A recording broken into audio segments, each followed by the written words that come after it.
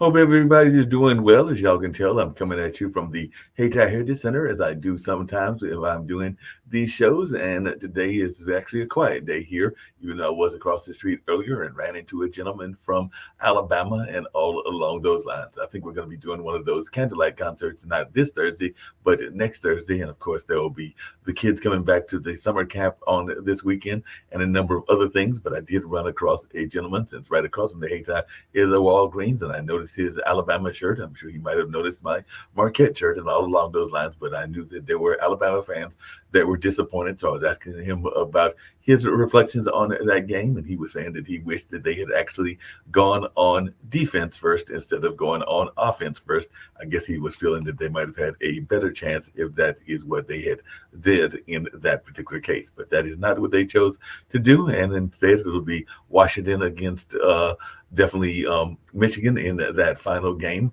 and all along those lines. So definitely that is the way that things went in that space. And he was also saying that the snap wasn't a great snap either. So there were a couple of plays that he wished it could have been done differently. And I'm sure there are some people that were not happy with certain play calls and maybe even certain refereeing calls, because I know there were a couple of basketball games that definitely had some controversial calls, and definitely some NFL games that had some controversial calls. I'm thinking about that one that involved, I believe it was Detroit and a number of other folks as well. So definitely it'll be interesting to see what happens in that world as we're getting ready to get into the height of the sports season. Because I know that I have been definitely following my alma mater, which is doing good, it's still in the top 10, if I'm remembering correctly. And all along those lines, that being Marquette under the leadership of Shaka Smart. And of course, there are a number of other folks that are paying attention to the football playoffs. My team has been way out of it. Both the team here in Carolina that couldn't buy a win this year. Now maybe Catherine Giovanni, who is one of the guests, and possibly we'll see if she's the only guest, if the other guest comes along as well. But I know she's based here in North Carolina. But yeah, our Panthers were having a hard time this year. I think they were able to get 2 wins. And my other team that I've been a long time fan of, the Minnesota Vikings, they are definitely right now they're on the outside looking in, and they need to win their last game and also have a whole lot of things fall correctly in order for them to slip into the playoffs. And it would literally be slipping into the playoffs, as they lost that game against Green Bay and lost it very handily. But I know a lot of people are also thinking about what the new year will bring them in terms of their health and wellness, and also in terms of their finances and all along those lines. And of course, it's a new year. And of course, there are people that will be concerned about their health journeys, because one of the typical New Year's resolutions is to do better on that health journey and to do better with exercise. And I guess that means I've got to stop ordering DoorDash, even though I'm thinking right now I might have to go out and get another DoorDash order later on today, and maybe even get out and do some exercising, which I have not been doing nearly enough of in life, just in general. But I've also been joking, even on this network, that I'm going to shoot for 200, and I'm about to hit the big 6'2" in July 1st of this year. So about the middle of this year, I'll be hitting the big 6'2" and all in that space. So like I said, I've jokingly said I'm going for 200, unless you go by some of the biblical characters or other characters that might have some other kind of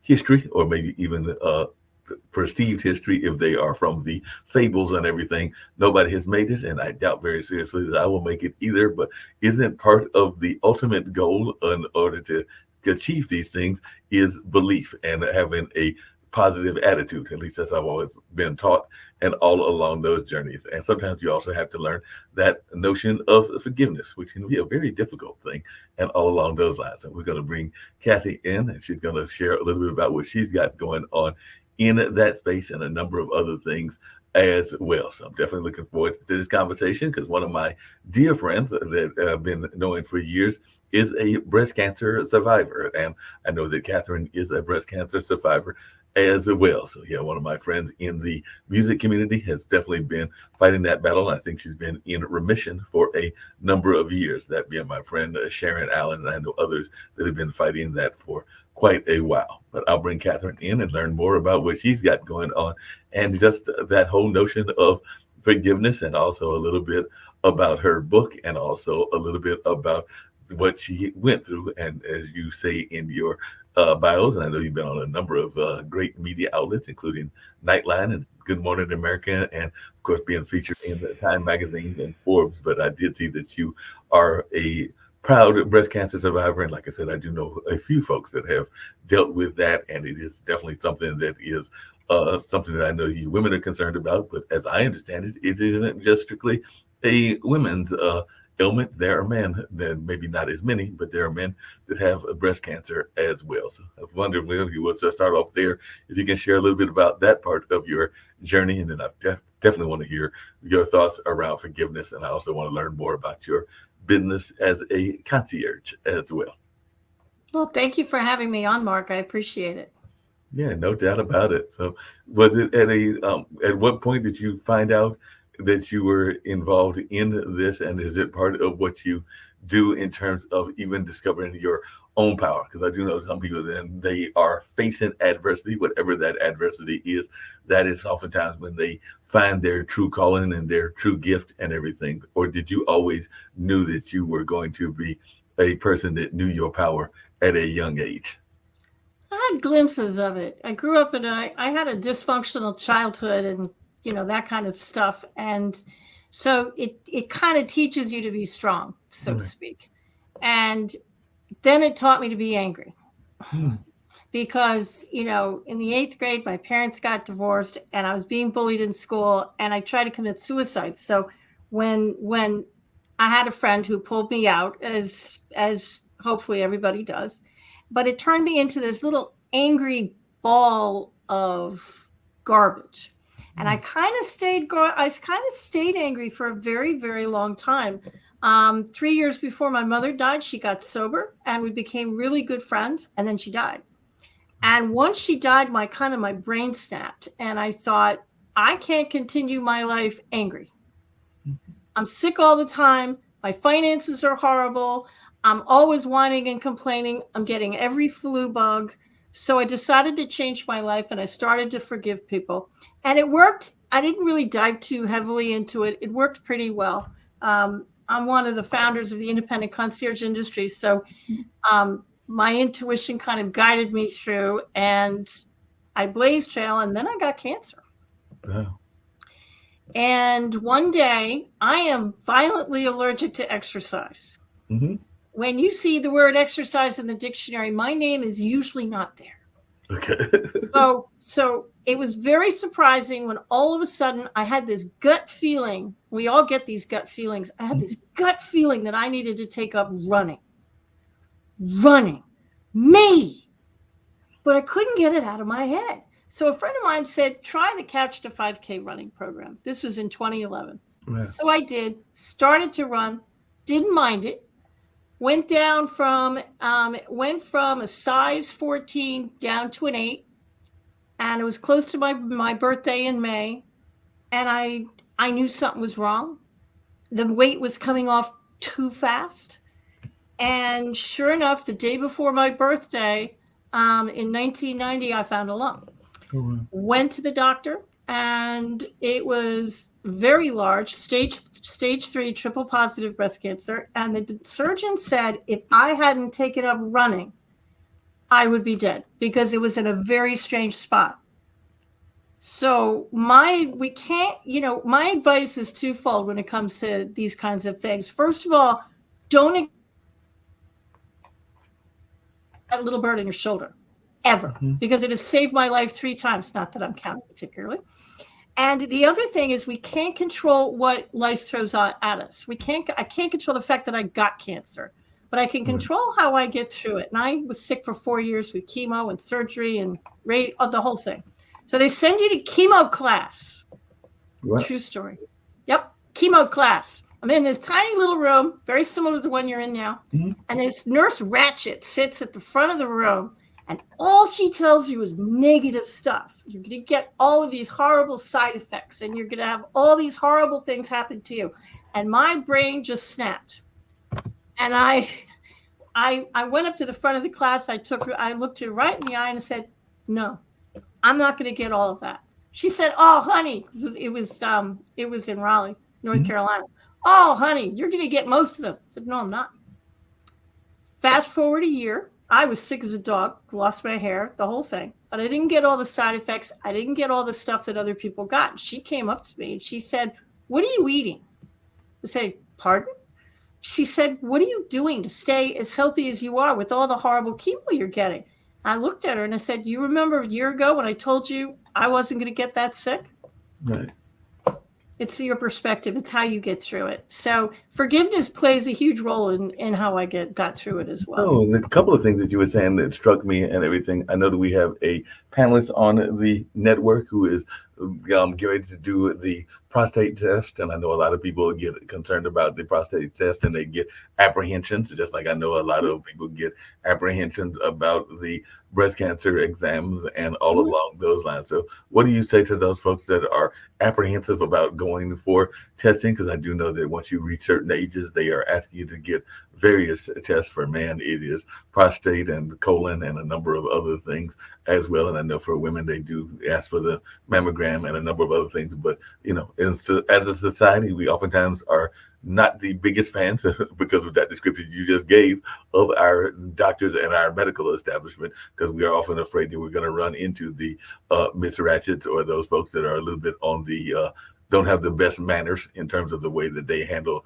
their patients and all along those lines. So what advice do you give to folks that are apprehensive about going in for whatever the test may be? Don't die until you're dead. Hmm.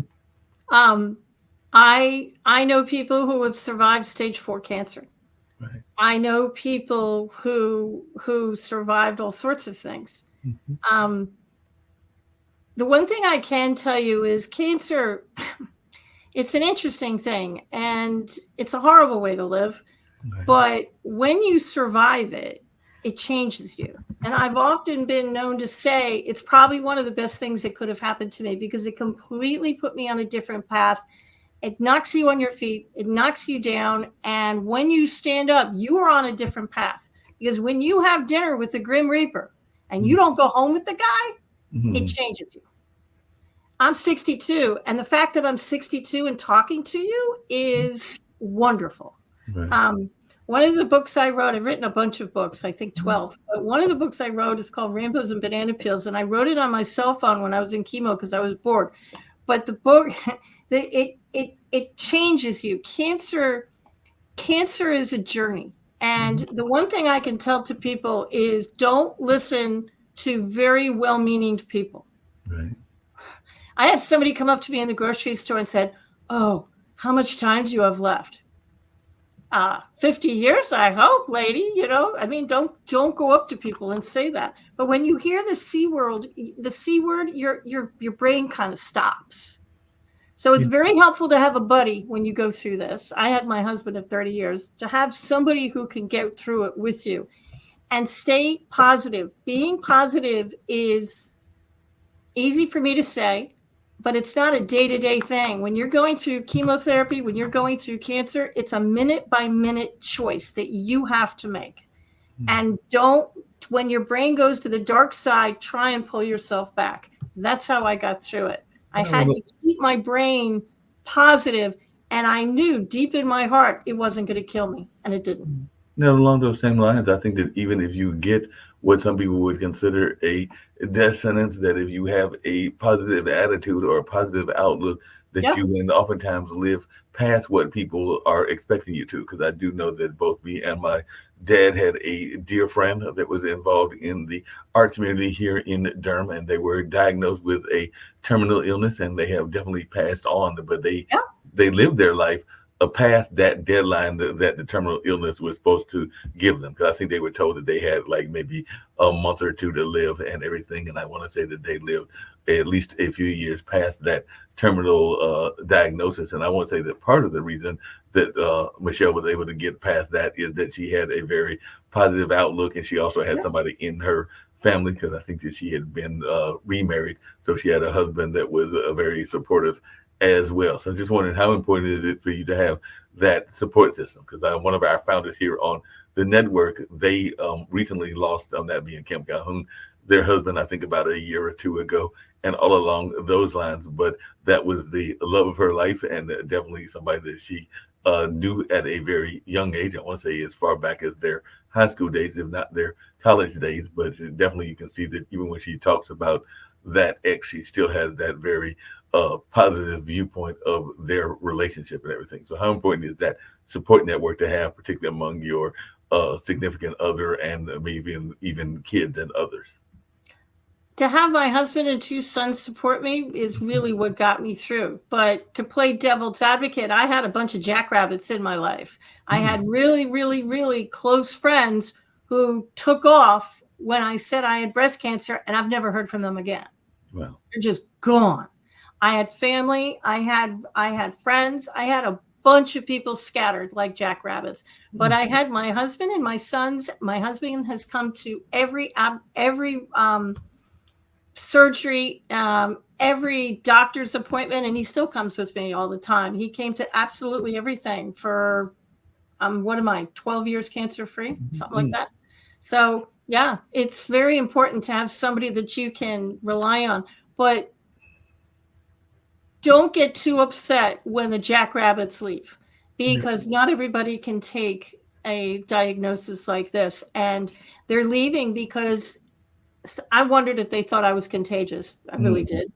But I think they look at you and say, well, she can get it, so can I. And they run because they can't handle it. So just let them go. They weren't meant to be in your life. Forgive them and let them go. Well, speaking of forgiveness, you had mentioned earlier some of your own past history and even family history and everything. And I know that sometimes I am a similar age, like I said, 61, be 62 in July, and all along those lines. And I know that for whatever reasons, I have not had that significant other in terms of marriage, but I've had folks that I have dated, including for long periods of time and everything. But sometimes if relationships go south, then you sometimes have to do that whole forgiveness thing. And sometimes they are bringing baggage in from past relationships as well. I know that one of your books is that forgiveness journey and everything. So I was wondering, why did you write the book? And do you think that we as a society are good at forgiving? Because I think that that's one of the most difficult things to do, is forgive people that have wronged you in whatever way and everything. And we're not always the best at doing it and everything. And sometimes we let it internalize, and I know that that's not healthy either. But I just wanted your thoughts around the forgiveness journey and why you chose to write this book. We are all taught that we're supposed to forgive, but nobody teaches you how. Right. We're also taught that we should forgive everybody, including the unforgivable. On a forgiveness scale of 1 to 10, they would be a 10. And I'm probably the only one that's going to look you in the eye and say, you don't have to forgive the unforgivable. Sometimes it's not even appropriate. You don't have to forgive the unforgivable. You can forgive yourself and the energy around yourself, but you don't have to forgive the unforgivable. And when I forgive somebody, it doesn't mean I want a relationship with you, because I probably don't. It's not like Alcoholics Anonymous. I'm not going to reach out to you, because I'm not going to. I can do it in the privacy of my own home, all by myself. It doesn't mean they were right. It means that I want you out of my head. I want to stop thinking about you, and I want to do something else. So let's say this is anger. It's a really good visual. It's the only way I can explain it to people. And then I'll answer how I got into this. But this is anger. When you first get angry at somebody, I can hold it off to the side really easy. I'm still conducting my life. I can still see Mark. I can see other people coming in. Easy peasy. But I'm going to continue to hold it, and I'm going to continue to get angry, and I'm going to continue to put more anger inside this glass. So eventually my arm's going to start to hurt, and it's going to slowly come in front of me. I can still kind of see over the glass, but I'm still holding it, and I'm still getting angry because I'm not forgiving anybody. So now my arm hurts. So now I'm using both hands. So now my hands are kind of tied. So now I can't do anything. I literally can't conduct my life. And if I keep holding on to it, now I'm not going to see the significant other. I'm not going to see my dream job. I'm not going to see anything. So forgiveness literally gets people out of your head so you can put down that glass and you can conduct your life. When you forgive people, it'll increase your finances. It will increase your health. It has a bunch of benefits. But do me a favor. Start with the easy ones first. Get a list of 10 people, a list of, people you need to forgive. Start with the people you label number 1. The grocery cart rage. That person who cut you off at the grocery store and you got really mad. Start with them. or the person in high school who stained your sweater, something like that. Easy ones, and save those number 10s for last. Now, what are some of the unforgivables? Because I know that sometimes one of the things that happens in the forgiveness journey is, I guess, the hardest person to forgive is yourself and everything. Because I know that there have been relationships that I've been in, and in hindsight, they were probably toxic relationships, and I probably should have forgiven myself in the first place for just getting involved in them. They might have been people that were bipolar or had other things going on in their Sure. life. And so, what do you consider in some of the things that are unforgivable, and all along those lines? I'm imagining that there are certain deadly sins, if you go the religious route, that are probably unforgivable. But I was just wondering, what are Okay. we thinking in the relationship standpoint that are unforgivable? It's a personal thing. What I think is unforgivable, somebody else might think is forgivable. But I'm thinking, if you're raped, or you were hurt, or you were beaten, surely they are number 10s. Mhm. If you had a rough childhood, most people I talk to who had a rough childhood, forgiving their parents, they're a 10. Mhm. 100% they're a 10. Maybe you were bullied in school. Maybe they're a 10. Maybe you just left a relationship, and for whatever reason, they did something that really set you off, and you've labeled them a 10. That's fine. Forgiveness is an onion. And some of those 10s, you might have to do some mental gymnastics. You might be able to get them down to an 8, and then maybe eventually down to a forgivable level. And some of them you won't be able to. you know, you can forgive yourself. Mhm. And here's other things that nobody else is going to tell. You can forgive people, places, and things. You Right. can forgive your childhood home. You Mhm. can forgive your childhood school. You can forgive. I forgave 1974. Why did I forgive 19? It was a horrible year. My parents got divorced, and I was getting bullied in school. I was in the 8th grade, and I almost committed suicide. So when I sat down and I started this forgiveness journey, I thought, I'm just going to forgive 1974 and everybody in it and the energy around it.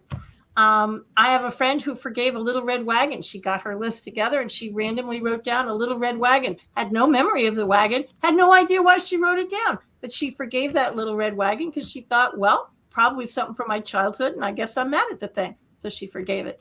The thing about it is, when you get angry, you think that the anger goes out into the world, you're yelling at somebody, and that energy, which is neither created nor destroyed, that's what Einstein said, goes up into the clouds and disappears.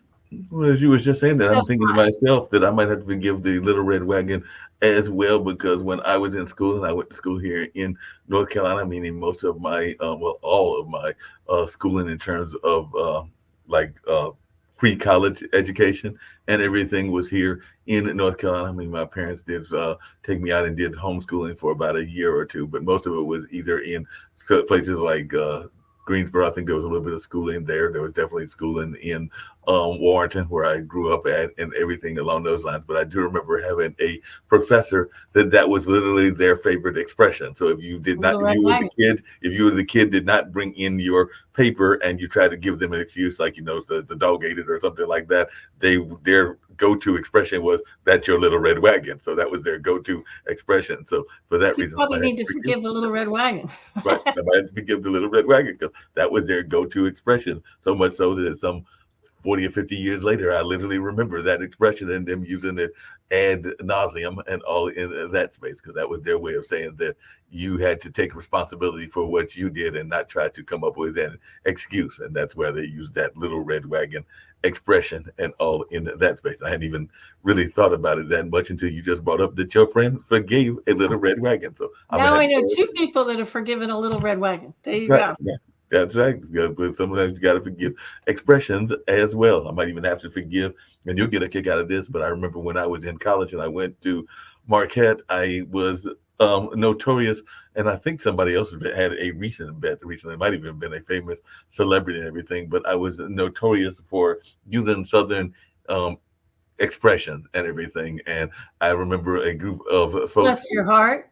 Yeah, yeah, bless your heart is one of those. But I was Mhm. always, as I was coming from rural North Carolina to Milwaukee, Wisconsin, using the phrase y'all. So I had Yep. some friends of mine that bet me that I could not stop using y'all. And I think it was probably something simple, like a dime every time I used it, or a quarter every time I used it. And I think that at some point they realized that I was about to go broke if they actually carried out the bet. So they forgave me that bet because, like I said, I was keeping using y'all, and I still use it to this day. So that's like I still drink Southern tea or sweet tea and all in that space. And yeah, they were like, Mark, we give up. We've already collected probably about $1,000 on you, and you have not stopped using the phrase. So I might have to forgive y'all as well. So y'all might be something else that needs forgiving, or I might have to forgive them for coming up with that stupid bet when we were in college and everything. You mentioned earlier, and I wanted to come to that, and definitely want to come back to the forgiveness journey. But you mentioned that you were one of the founders of an industry, and I'm thinking that was when you were in, I believe it was in the Midwest and everything. But during the pandemic, we saw a lot of people that got very excited about concierge work and all in that space because that was one of those jobs that people needed help in, and all in that kind of line. So I just wondered if you could share a little bit about the concierge work and your being a founder in that industry, because I do know I went on my first cruise ever actually with a friend of mine from Nevada, and I know that some of those people are also, I mean, the people that work on the cruise also as a side job may do some concierge work as well, because they sometimes come from countries that are very concierge oriented and everything. But I just wondered how you got into the industry, and if you can share a little bit about that, because the network is founded by two entrepreneurs, that being Nick Palbeda and Kim Calhoun. But I just wanted your thoughts around getting into that business. It'd be my pleasure. The only way I can explain how I got into it is to tell you the history. In 1998, the independent concierge industry really hadn't been born. If there were 20 concierge in the country, that might have been high. It was started by a few hotel concierge who thought, if this works for a hotel, I bet I can bring it to mainstream America. So they did. In about 1998, I was living in New Jersey with my husband, and we had a meeting in an event planning company. And we read an article in Entrepreneur Magazine about this what we think is an interesting industry. We're not very sure, but it's something called concierge industry, and there are 3 people doing it, 3 people in the United States. And I read the article and I thought, we're doing more concierge work than we are meeting planning, according to the details of this article. So along that time, I moved from New York down to North Carolina. We were living in Apex at the time. So we started up a concierge business. There were no books, no classes, no articles, nothing. It was like the ultimate of self-taught. So I figured out how to do it. It took me about a year. And I had an office, and the phone started to ring. We put up a rudimentary website with dial-up modems and floppy disks. Yes, I am that old. And the phone started to ring with people saying, could you help me figure out how much to charge? I kind of want to do this. And if they weren't in North Carolina, I saw no reason not to help them. So I did. And my husband came into my office one day and said, "What are you doing?" I said, "Well, I'm just kind of helping him." He said, "Why are you doing it for free?" That was a really good question. Why am I doing it for free? So I pivoted our business for the 3rd time, and we turned it into a concierge consulting company. Eventually, I discovered there was no associations for independent concierge. So being that I'm a big fan of pain, I started an independent concierge association. And that's how I became one of the founders. It went from 20 people to worldwide.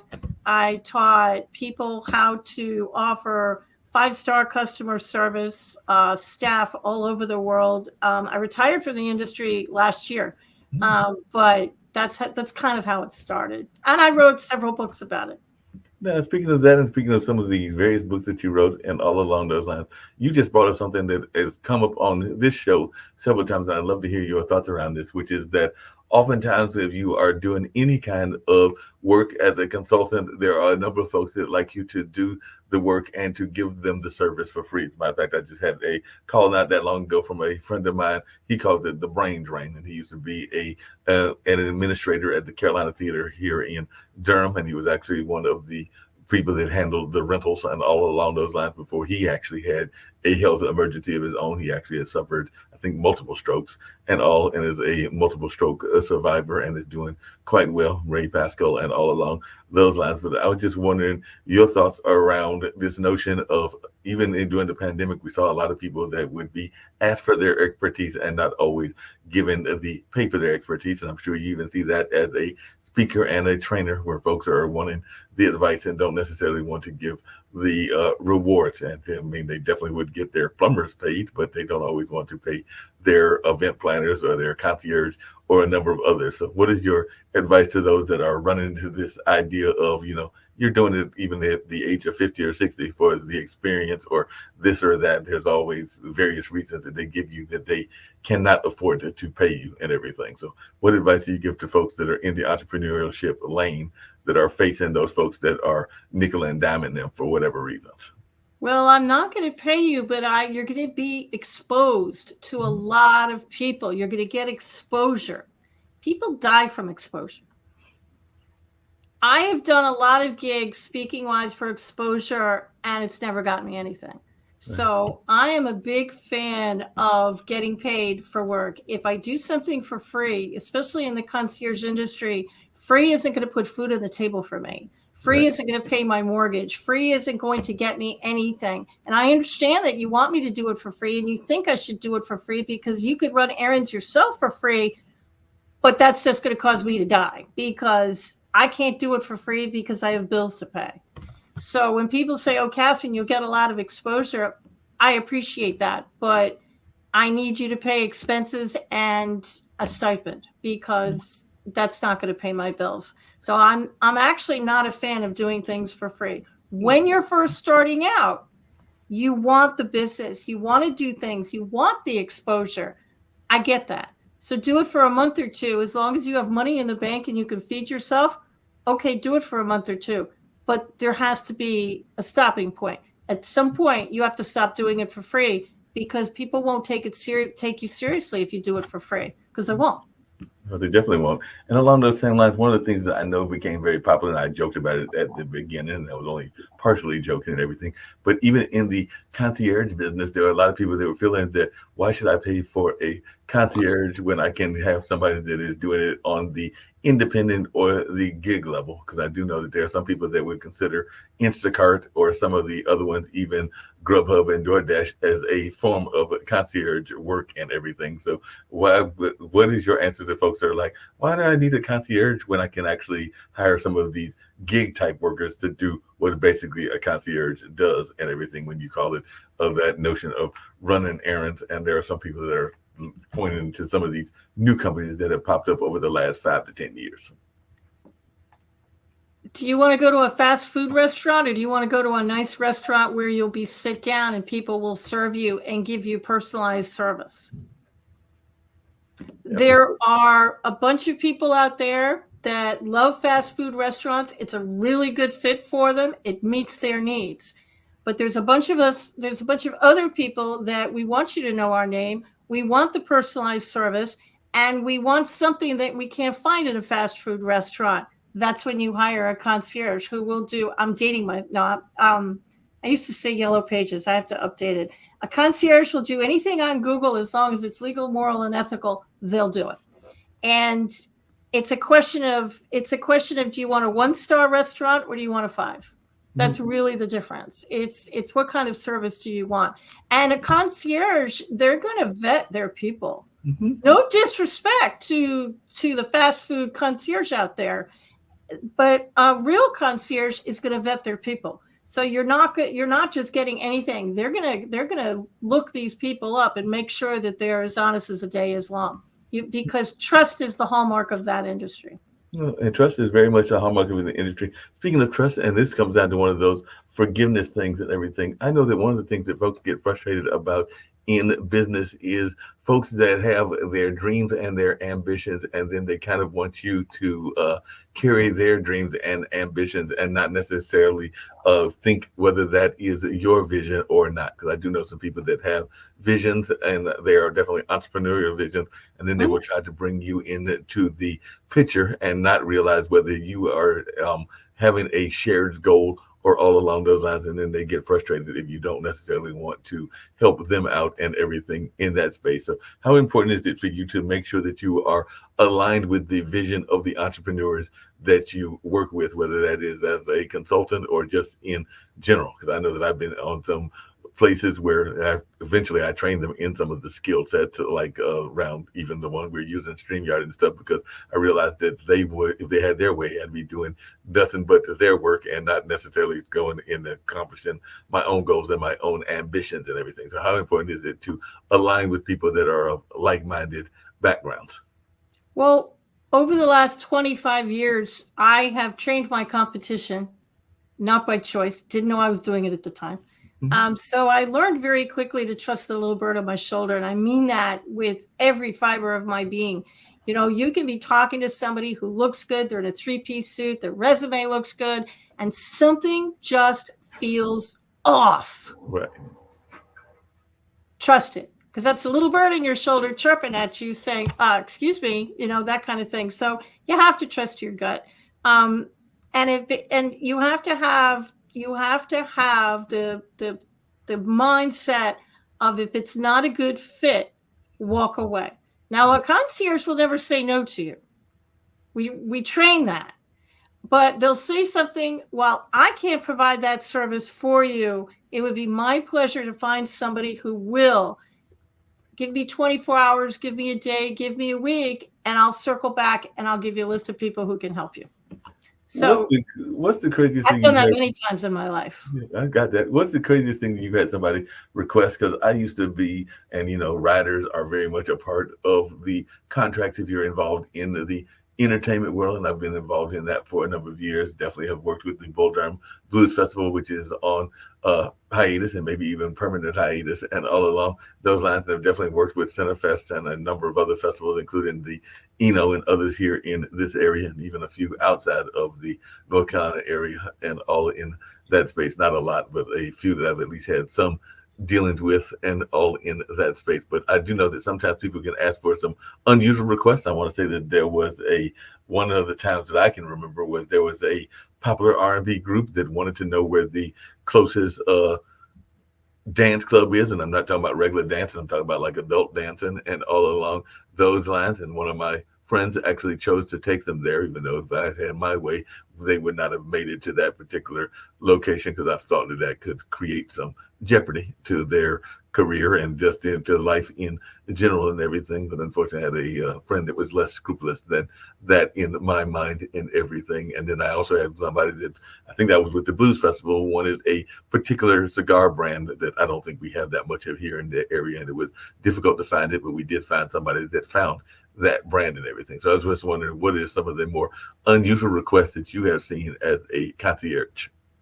In my website, in my blog, is a blog entry that's the 18 craziest concierge stories I've ever been across, and it's also in one of my books, The Concierge Manual. But once upon a time, long time ago, there was a concierge who was asked to do a party in Egypt, and they needed to find peacocks. Who knew that such a thing exists? But apparently they do. And so they had to find an albino peacock. They found an albino peacock farm somewhere in Europe, had to fly the peacocks from the farm to the party that was in one of the pyramids of Egypt, because of course it was. And they had to get them there alive, and then they had to get them back. So that's a crazy story. That's definitely a crazy story. And just the albino peacock. Yeah, to try to find some albino peacocks, that you got to go and find them and everything. But Then there's another story. It was an international concierge, a company called Quintessentially, and one of the partners of the company told me this story. He said he was driving to London, and he got a call from a client who was stuck. They call elevators lifts over there, and he said he was stuck in a hotel lift. And he called me because he wanted me to get him out. Okay, call me crazy. If I'm in a hotel, I'm not going to call my concierge. I'm probably going to call the hotel front desk and say, I'm in your elevator. But this shows you how addicted people get to their concierge. And that's what you want. You want them to have you on speed dial.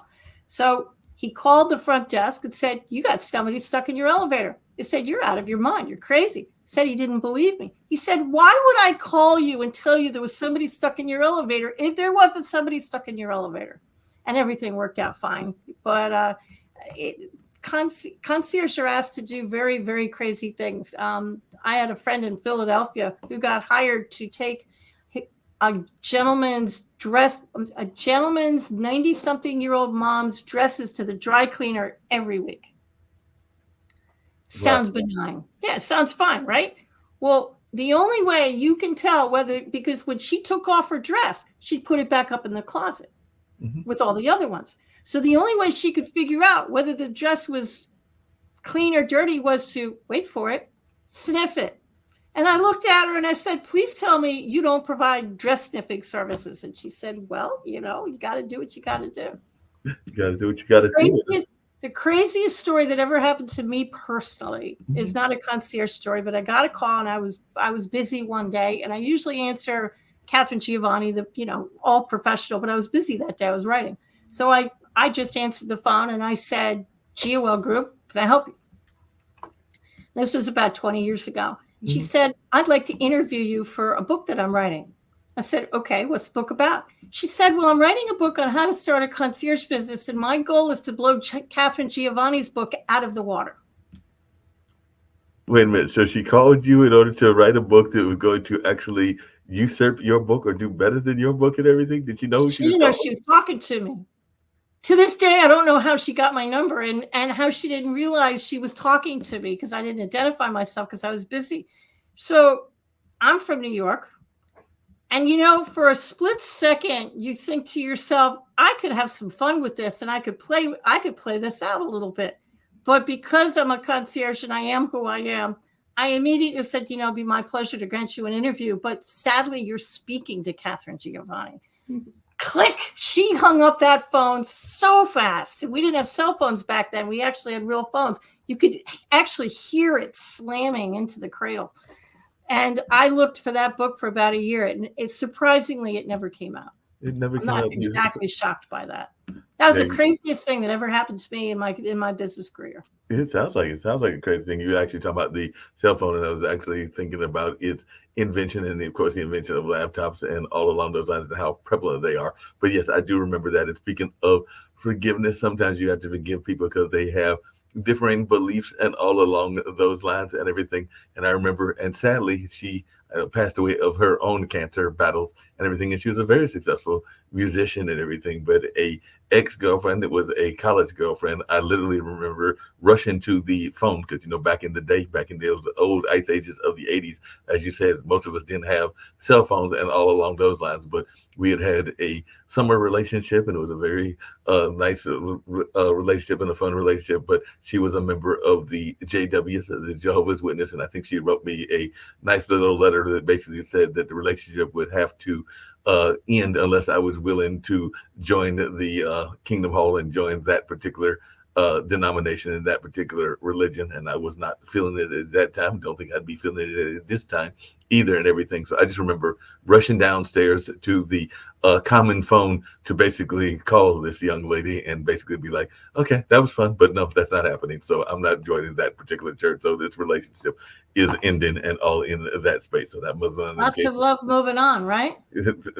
It was fun, but I had to move on because I was not feeling it. And all along those lines, it was like, that was one of the times where I had to forgive myself in order to make that decision and be like, nope, can't do it. Cannot compromise my own principles in order to follow in the love train and all in that space. One of the things we talk about a lot of times, Kathy, on this show, and I'd love to hear your thoughts about this because you have so many great stories and so many things that you've been sharing and everything, is that this notion of the inner critic, and you kind of alluded to it before and everything. We've definitely had several guests that have talked about it before as well. And whether it is relationships or whether it is job opportunities, even so where I'm at now, there have probably been job opportunities that I had that conversation with myself constantly and kept telling myself, no, don't go for it. Don't go for it. Don't go for it. And by the time you finally talk yourself into going for it, the job has left or the relationship is left or whatever you are pursuing has left. So we do know that the inner critic can be the worst critic and all in that space. So how have you dealt with that inner critic?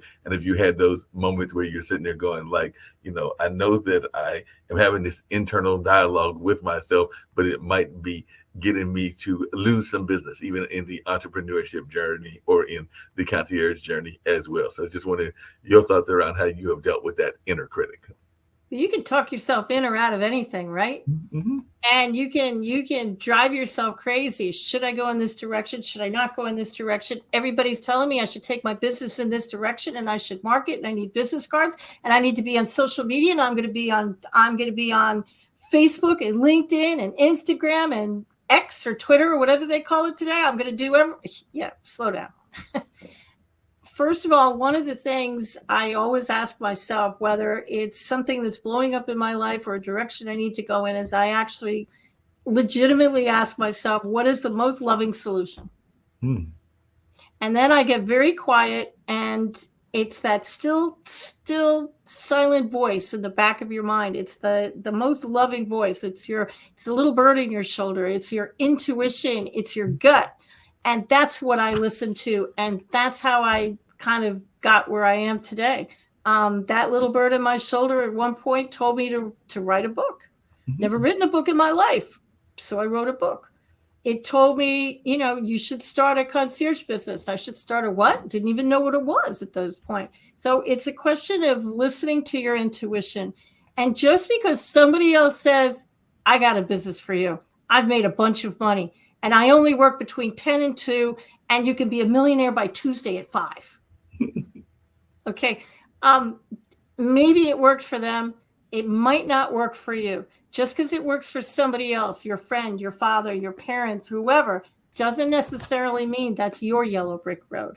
So, if you're stuck, and I mean really stuck, I tell everybody to get quiet, turn off your technology. These things do have an off button. Tell your family you need to be quiet for a half hour. Tell them, go lock yourself into a closet. I used to go into the garage when my kids were young. My sons are grown and out, but when they were young, I used to go into the garage and lock the door, get a pad of paper and a pen, and then just sit quietly and say, what direction should I go in? And then whatever words form in your mind, write them down. Write them down blind. It doesn't matter what you write, just write it down. So this is an exercise to help you tap into that inner critic, to tap into that inner voice, to get the answers that you're looking for. Because the answer to every question that everybody watching this broadcast has is not going to be found in any of my books or gurus. It's actually all the answers you need are right inside of you. They're already there. It's just a matter of tapping into them. That makes a lot of sense. I mean, one of the other things that I know a lot of times people talk about, even in that entrepreneurship journey, because I've got a number of friends that have been involved in various MLMs and all along those lines, and I have been approached by a number of them, and they're always not realizing that there's only so many masters or so many jobs that we can have and everything. And definitely, I know with the gig economy, many people are working 2 or 3 jobs, even if they are like yourself in a loving marriage and everything. Oftentimes, both spouses are working 2 or 3 jobs. But I do know that it does seem like with time management that there has to be a limit, because what I have found myself telling some folks is that no, I might be willing to buy the card if there, or the perk if there is a perk, but I can't necessarily dedicate myself toward the business because I'm already involved in about 3 or 4, and that's stretching the limit. That's the thing, right? Everything. That's the thing. We're chasing happiness. I will be happy when I graduate from school. Okay, I'm a genie. You graduate from school. Are you happy? No, I'm going to be happy when I get married. Okay, boom, you're married. You happy yet? We keep bumping the happiness. When are you going to be happy? When you're 95 and your teeth are in a cup by your bed? The trick to life is, and this is what we're taught, and you're taught wrong. No disrespect intended, but we're taught that you get a bunch of money, you work really hard, then you'll be happy. It's actually backwards. Get happy, then the money will flow. So if you're not happy in your job, you're not happy in your relationship, you take everything you're doing, get a pad of paper, put a line down the middle, go pro and con, or yes and no, whatever you want to do. Everything that you love, put on the left side, and everything you hate, you put on the right side, and see what kind of commonality you have. If you're trying to start a business, well, I like to travel. Okay, write that down on the left. Well, I don't like to work with people. Okay, well, we might have to amend that. And that's kind of how I've always approached things. It's a question of what makes me happy. There's no reason you can't make money doing something that makes you happy. No, I agree with you on that. But the other thing that you talk about quite a bit in a number of your books is understanding intuition and Yeah, I empathy, do. and all along those lines. While we hear people talk about it quite a bit, I don't know that many people have an understanding of what it truly means and what that is and everything. So, what to you is intuition and what is empathy? Because I definitely have been told by a number of folks that I am very empathetic, even in the ways that I conduct these interviews and everything. But definitely, and I definitely have an intuitive sense. And sometimes, even though the intuition may tell you something, sometimes we go against the intuition because even some of those relationships I was talking about, I already knew that they were not going to be for me, but I was trying to figure out ways to make them work in order to pursue what you just said earlier, that happiness and all along those lines. But that little birdie was already telling me that this is a walking disaster, but sometimes Yeah. we don't always want to listen to the birdie and all No, in we don't. that space. When I don't listen to that little bird, that's when things go wonky, right? You're Mhm. very intuitive, and everybody's intuitive. We either Our intuition will talk to us in one of four ways. You'll Mhm. see it, you'll hear it, you'll feel it, or you'll just know it. Right. I hear things. Now, it doesn't mean I'm in the middle of a Stephen King novel and I'm going to start hearing and seeing ghosts coming in. That's not what I'm talking about. You will hear the message in a song. You might even hear some words in your head. I usually do. Um, you hear the message in somebody who's talking to you. The people who see it, it's not that you're going to see ghosts. You see the answer. In school, you were a visual person. In school, I like to hear I like to hear music. I like to hear the teacher because that's how I learn. Visual people, I want to see it. I want to see the spreadsheet. That's how they learn. The people who just know it, it's just 1 minute you don't, and the next minute, boom, it's in your head, Right. and you just know it. You don't know why you know it. You just do. And then there are the people who kind of feel their way through life. They you go, and then they're called empaths, and you Mhm. walk into a room and it just feels off. Right. Or you shake somebody's hand and something's wrong. And you listen to it. And if you go into a room and it feels off, my advice to everybody, okay, leave Mhm. if you're allowed to, and make sure you look around the room before you leave and maybe write down your feelings so you can go back and learn that again. And it's a matter of listening to your special gift, because we all do this. Every single person on the planet is intuitive. Right. Every single one of us. We all just have a different way of hearing it. And it's a matter of just identifying one of those four ways. Everybody listening say, oh yeah, I kind of do that. I do have feelings, and I kind of walk into a room, and sometimes I just know, or sometimes I just know things.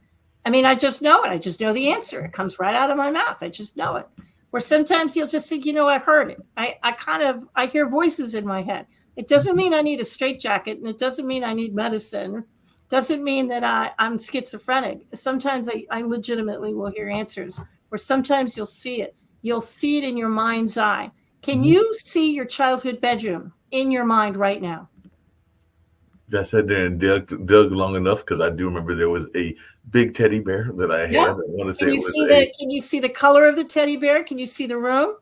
I can see some of that because I remember one of the teddy bears was like a brown. I want to say it was like a dog-like figure, and it had Yeah. big fluffy ears and all in that space. I do remember that was there, and I That's want to say that there was a one of the rooms in the childhood had a bunk bed, and part of the reason of knowing that is because it was literally remember, and it's a sad memory, but falling out of that bunk bed and literally landing on the floor, thumping myself on the floor, realized dusting myself off, realizing that I was all right. Looked up at the bunk bed, and it was like, no, I'm not going back up there. So I ended up sleeping on that particular day, I think, on the floor because I was not going to climb back up to possibly roll back over and hit that floor one more time.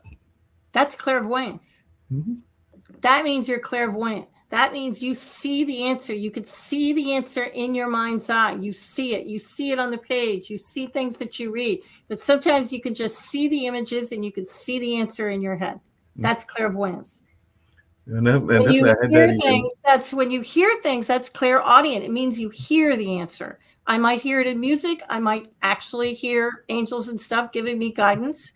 And the empaths and the feeling, these are all what they used to call clairs. And everybody on the planet has one or more of them that they're good at. It's just a No. matter of waking up to the fact that you are special and everybody is intuitive and everybody can learn this.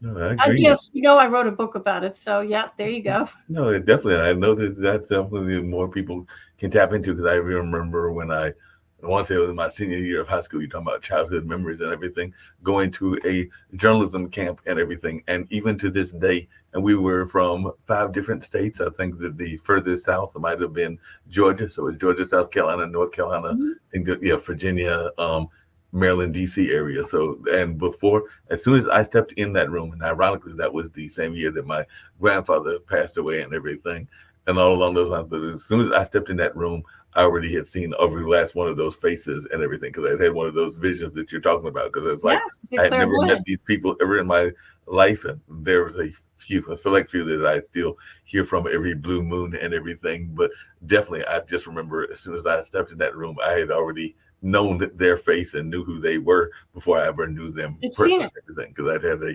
vision of them prior to that particular event. It's nothing to be scared of. A lot of people have these visions. Some people have them some people have them in life or death situations. Mm-hmm. A friend of mine was falling asleep at the wheel, and right before she was going to hit this is a true story. Right before she was going to hit the median, she heard the words, "Wake the hell up." Wow. And she woke up and turned the wheel, and it saved her life. Wow. The trick is to tap into that energy when you're not in a life and death situation. Mm-hmm. Definitely have to tap into that energy. Speaking of energy, one of the other things that happens a lot is, and you actually come from 2 areas because I was actually going to teach you about this, but there are 2 areas that are very much stereotyped and everything, because you mentioned having spent some time in New York, and of course New York is seen as the rush, go kind of place, even though I have known some people that were 30 years. Yeah, and I've known some people that were definitely not the harshness, and I'm saying that there are not all, some of those stereotypes aren't based on fact and everything, but they aren't as tough as New Yorkers are sometimes portrayed to be. Just like I know some people from the South, including North Carolina, that aren't as polite as people portray North Carolinians as being. So I just wondering, what are some of those stereotypes? Because we want to talk about stereotypes. Both North Carolina and New York have some staunch stereotypes that you have had to deal with and that have surprised you about these 2 areas that you have chosen to call home, one that you grew up in and one that you are now living in now. So I just wondered, what are some of those stereotypes that have surprised you that you found to either be true, or as I alluded to earlier, they're not always as true as they are perceived to be? New Yorkers are given a bad rap. Mm-hmm. They're called, it's rush. They're cold and nobody wants to help each other. And that's actually very far from the truth. They are warm. They are friendly. Most of them will give you the shirt off their backs. In the South, I have found warm, friendly, approachable Southern hospitality. And I have seen people that I just wonder how they get through life. Right. And I have learned a few things. Here's the difference between a Northerner and a Southerner. I figured the North and the South out. I have not figured out the West or Europe, but I have figured the Northerners and Southerners. If a Northerner wants to say something wonky to you, they're going to do it at the beginning of the sentence. So they're going to look at you and they're going to say, with all due respect, and then they're going to verbally punch your lights out. So if you hear somebody from New York or New Jersey saying, with all due respect, brace yourself because you're about to be hit between the eyes with something. Right. A Southerner will put it at the end of the sentence because they don't want to hurt your feelings. And they're very hospitable. So they'll put it at the end of the sentence. So they're going to small talk you for a long time. They're going to want to sit on things. They don't want to make a decision right away, most of them. And then they're going to put their thing on the end of the sentence. So they're going to say something to you like, your baby's as ugly as a stump, bless his little heart. So if you hear a bless your heart, try really hard to think about what was at the beginning of that sentence. Right. But Southerners are warm, friendly, and approachable, and so are New Yorkers. It's a question of when I go to a city, I expect to meet warm, and I know this sounds weird, but I expect to meet warm, friendly, and approachable people, and that's usually how it plays out. I expect to meet nice people. Every once in a while I get, you get hit by things, but most of the time I meet really, really sweet people. Speaking of getting hit by things and everything, you had talked about it earlier in one of the shows that we do every Sunday. I actually do it with, well, they are the host of it, Stephanie Hockenhall, who was in Kansas, and her son, Gene Francis, if I'm remembering Gene Williams, if I'm remembering his name correctly and everything. But it's a show around bullying called Where Is the Love? And all along those lines. Yeah. But definitely that being said and everything, one of the things that I know that you talk about in some of your talks is this notion of forgiveness and whether you have to forgive the person face to face. And I do know that in their case, they have been bullied in relationships, they've been bullied in workplaces, they've been bullied in a number of varying environments. They were even talking about how bullying can happen in the church. And I do know that that is for real as well. So I was just wondering, is that something that folks should try to forgive people if they're going to forgive them face to face? And do you have to tell folks why you are forgiving them and all along those lines? Or can you just do it in the quiet of your own home and let them not even know whether you've forgiven them or not? Or is it better to do it in a public landscape? The way I approach forgiveness, especially in the book, is this is not Alcoholics Anonymous, so you don't have to reach out to people. You don't have to talk to them. You don't have to call them. Forgiveness is very personal and very selfish. You do it for you. You don't do it for them. It doesn't mean they were right. And just because I forgive you doesn't mean I want a relationship with you. I probably don't. I probably don't even want to talk to you. You do it in the privacy of your own home. You don't have to tell anybody you're doing it. You don't have to reach out to them. It's something you do for you because you want to get them out of your head. You want to stop thinking about this so you can look at the opportunities in the world and the universe can start flowing stuff to you. You want to get this stuff out of your head and out of your energy field. Because when you get angry, it kind of sticks around in your energy field. So if you get angry enough over enough years and you don't forgive people, you're kind of walking around in a gray cloud. So forgiving people, as if you believe Einstein, it's going to change that energy from dark to light. Energy is neither created nor destroyed. It just turns into something else. And that's what you're doing with forgiveness. But it's personal. You don't have to tell a soul you're doing it. You can do it in the privacy of your own house. Nobody has to know. That sounds and great. You don't have to forgive the unforgivable because some things you just can't get there. And that's fine.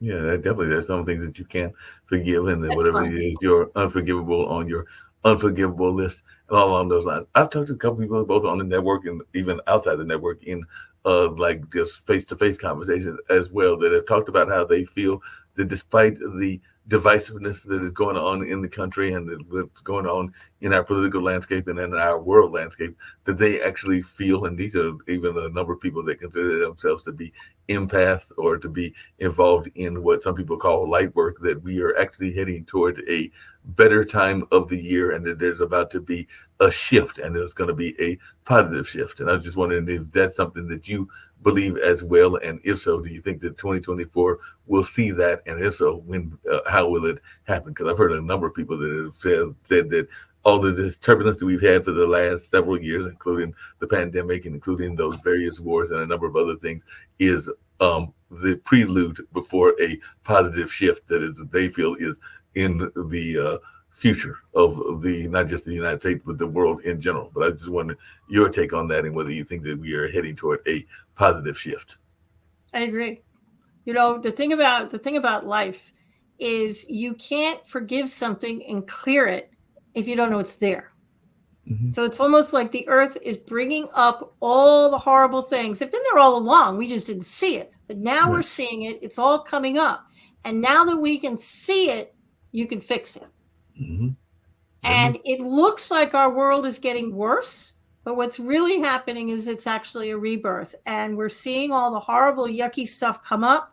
And hopefully our society all across the globe is going to have more loving, more compassionate way of looking, a more forgiving energy. And I agree with them. I think we're moving towards a completely different world that's going to be a lot better than this one. But we're not going to move to it until we get rid of all the horrible stuff. And you can't get rid of it if you don't know it's there. Yeah, that makes a lot of sense. You mentioned earlier having that loving husband of yours and definitely having the two kids and all along those lines. And I had alluded to it earlier, having a multitude of jobs in my own life and everything. But how do you deal with that work-life balance? Because that is something that I find a lot of entrepreneurs struggle with, and all along those lines. I'm just wondering, how do you deal with that work-life balance? Because I know earlier you had mentioned something that I know a lot of folks have a difficult time with, which is turning off of the devices. And so when I say devices, I'm not just talking about the computer, but sometimes you also got to turn off the TV. And like my nephews, if you got one of those Oculus sets, you sometimes might have to turn that off as well. But how do you deal with that work-life balance and all in that space? We figured that out years ago, actually. We both wanted to stay home with the kids, and I like to work. So we pulled our operation and our company into our house. So I've been working out of my home since 1995. And back in those days, nobody worked out of their home. You jumped through hoops of fire to prevent people from heat knowing you worked out of your home. You'd say things like, "Oh, I'm going to be in your area anyways. Why don't I drop by your office?" I wasn't going to be in their area. I just didn't want them to come to my house. So now everybody works from home, but working from home allowed me to, I have my own company. So it allowed me to have my own hours and be there for soccer and football and baseball and all those things. And because I was training concierge, I know concierge all over the globe, so I could get the assistance that I needed when I needed it.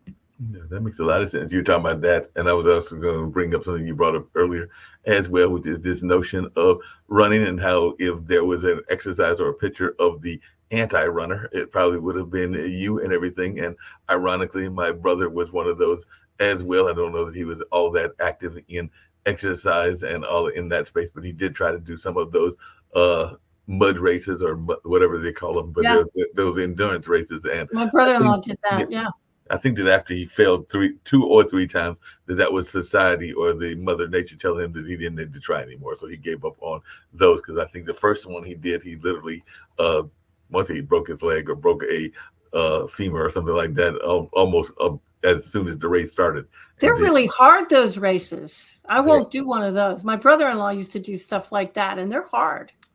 Yeah, they're very hard. And like I said, I think Mother Nature was telling him not to run in those, because I think it was the second or maybe it was the third one. And I don't think he's attempted it since. He's got some other hobbies like riding those Polaris slingshots, and definitely using those to do other things that are very much his way of relieving and exercising kind of like whatever tensions are and everything. So what are some of the things that you do? Because I know that I sometimes will do puzzle games and everything in order to alleviate whatever stress may be going on in life. But what is your go-to activity to alleviate stress, whether it is stress from work or stress from family or just stress in general? Because I know that I have used to play Word with Friends, and now I'm doing one of those puzzles that has to do with shapes and trying to get the keys that then solve one of those kind of like detective mysteries, or kind of like a logic puzzle. As a matter of fact, I think that's the name of the game, is Logic Puzzle or something like that. But yeah, I've been finding those. But what is your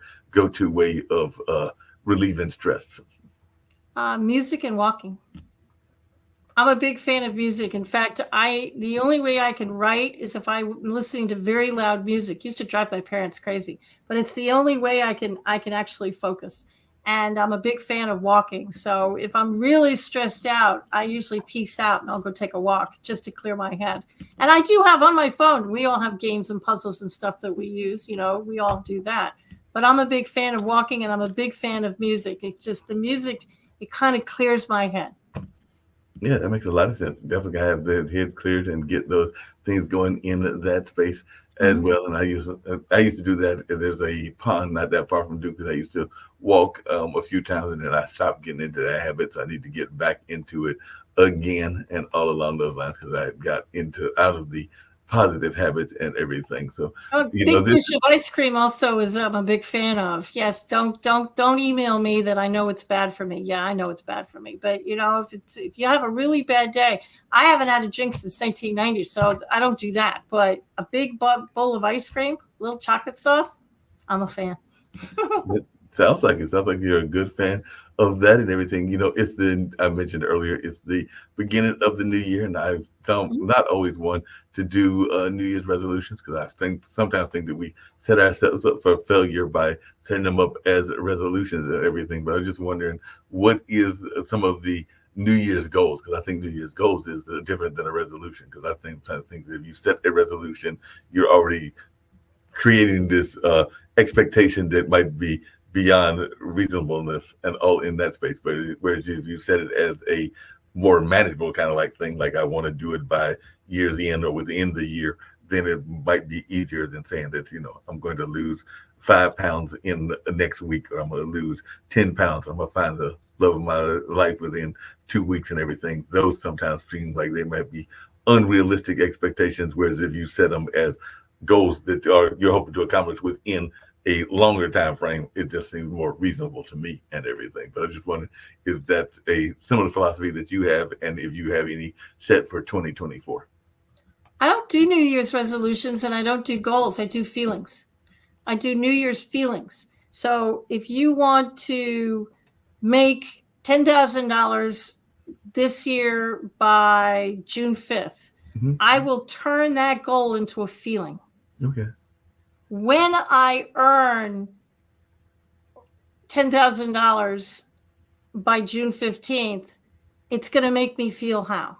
And then I'll write that down. And then instead of reciting that stupid phrase every day over your coffee, I'll look at the phrase and I'll think about how I'm going to feel. I'm not going to recite the phrase. I'm just going to put myself into feeling mode and saying, if I have $10,000, how is it making me feel? What's going to make me feel happy? It's going to make me feel good. So I'm going to sit and try and get into a happy space while I'm thinking about that resolution. So I do New Year's feelings. I don't do New Year's words. New Year's feelings sounds like a great way to do things along those lines. I know a lot of people this past New Year's were rushing down as society has opened up again to go see the acorn drop, where I understand there was an egg that was dropped in Nashville, North Carolina, that is. And I think there was a pickle drop in Mount Olive. So I was wondering, is that what you and your husband did, or were y'all one of those folks that was doing either a watch service or doing the kind of like relaxing at home? Because I know I brought it in, literally watching, I think, our local affiliate and them showing the dropping of the acorn, and also calling mom, because I do think it is important to have that connection to family members as well, particularly if you have a loving family. And I know not everybody has the same kind of loving family that I had and all in that space. But if you've got a good relationship, it's always good to stay in touch with them if you've got that loving relationship. Now, if you don't have the loving relationship, that's a whole nother matter and everything. But I was just wondering what y'all did for the New Year's, and how important do you think it is to be connected to one family, and also being connected to what some people call the ancestors? Well, usually we don't drink, so we usually stay home. Most of my family has passed, sadly, but we will call the family that's still alive on both sides. And we will certainly call our sons, but we usually stay home.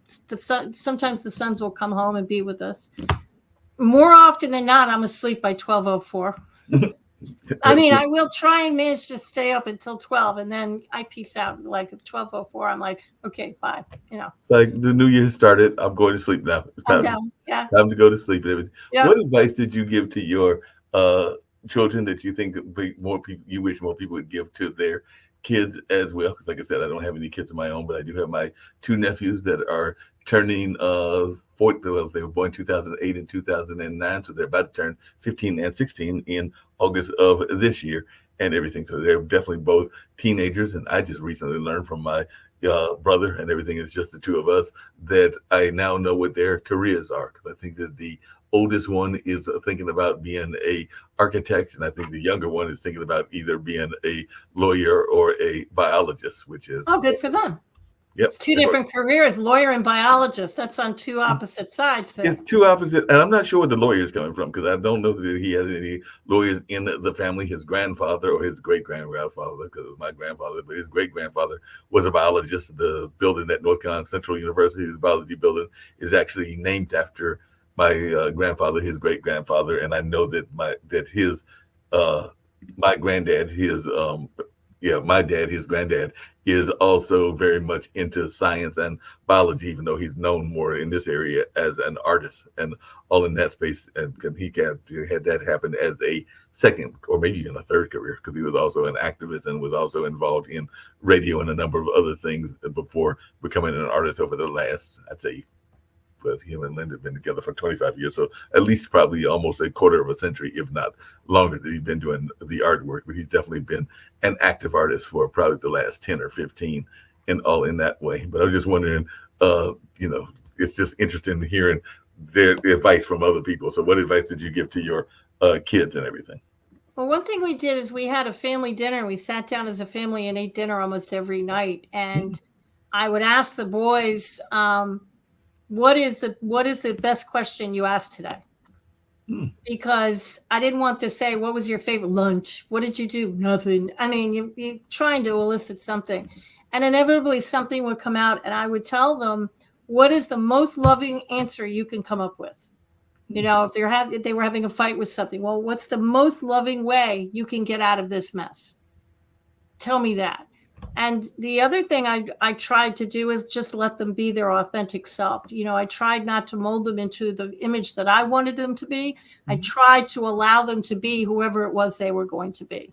And my oldest son is a federal law enforcement officer, works for Homeland Security up in Washington. And my other son is a video editor. So they turned out pretty well. It'd be nice if they gave me some grandkids at some point, but, you know, we can't have everything. Well, like, and that could happen late because my brother actually gave my parents their only grandkids when they when he was in his late 30s, early 40s, because he is now in his mid 50s or about to be. I joke with him that this is the year that he will turn the speed limit. So he'll turn 55 in October and all along those lines. Good for him. So it was literally 39, and it was with his then wife, and now he's got a new fiance because that relationship, for whatever reason, did not work out and everything. But they are co-parenting and doing a good job of co-parenting. But definitely at 39 is when Malik gave them their kids and everything. So that would have mean that mom would have been around our age. She would have been in her 60s at the time that she got her first grandkid and everything along those lines. Because, like I said, I don't have any, and Malik was waiting as well. So, and Dad was probably in his mid 60s at that time and everything. So he was almost pushing, probably near, he's probably pushing near 65 at the time that he had his first grandchild. And I know some people that are in their 40s and 30s that even have grandkids because they had them very young and everything. So definitely it'll be interesting. But my mother used to reverse her age. So, you know, I'm 62. So she'd say, well, I'm, 26. Yeah. I always thought that was pretty funny. No, well, my mom turned 88. She couldn't reverse it anymore. So there's that. My mom had something that was similar. My mom used to joke when she was, I want to say when she was in her 50s, or maybe when she was in her 60s, but I'm pretty sure when she was in her 50s that she was going to start counting backwards. So if that was the case, by now she would be in her 20s because she just recently turned 80. Well, last year she turned 81 and everything. So if she was going by that, 50 to 81 would be 31. So 50 minus 31, she'd be 19 now. So yeah, she's definitely. Here's some advice for anybody who's turning 30, 40, 50, 60, and you're all freaked out about it. What I used to do is 30 killed me, and then nothing ever bothered me because I figured it out. When I turned 39, I used to tell people, well, I'm going to be 40 next year. So technically I was telling people I was going to be 40 for 2 years in a row. So by the time I actually got to 40, I was used to saying it. And I've been doing that ever since.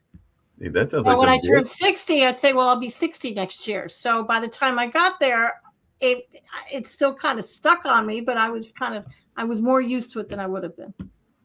So since this year will be 62, you're saying that I should tell everybody that I'll be turning 65 next year, so that by the time 65 actually gets here, then it will be less painful and everything. I only do that for decades, but you could do it for 65. Sure, you could. Absolutely. Because you do it for 2 years in a row, then it's not as painful. Okay, it'll sting still. I'm not going to lie, but it won't be full-fledged pain. It won't be full-fledged pain. Did you ever regret not having a girl? Because I do know that there's some people that had all girls or all boys, and that they wish they had the opposite gender. And I know others that were like, no, I didn't want somebody that was the same gender as myself and everything. So I was just wondering.